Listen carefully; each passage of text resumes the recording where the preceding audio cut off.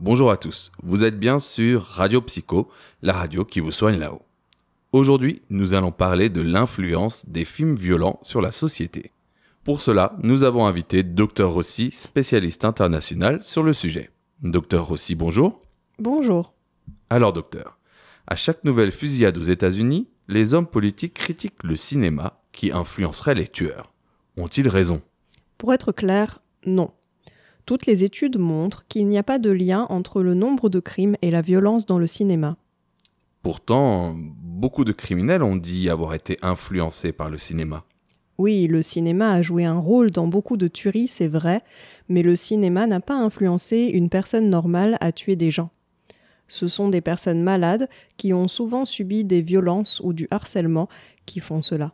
Mais dans ce cas, on peut dire que le cinéma est un peu responsable, non ? Pas vraiment. Si ces personnes n'avaient pas été inspirées par le cinéma, cela aurait été autre chose. Les jeux vidéo, la musique, la littérature. Le mot est important, c'est une inspiration, pas une influence. Dans certains cas, ce n'est même presque qu'une excuse.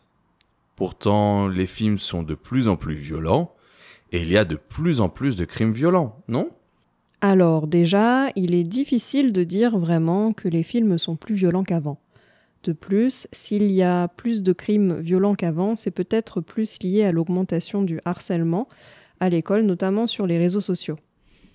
Pour finir, dans le cas des États-Unis, la cause principale est assurément la facilité d'acheter des armes.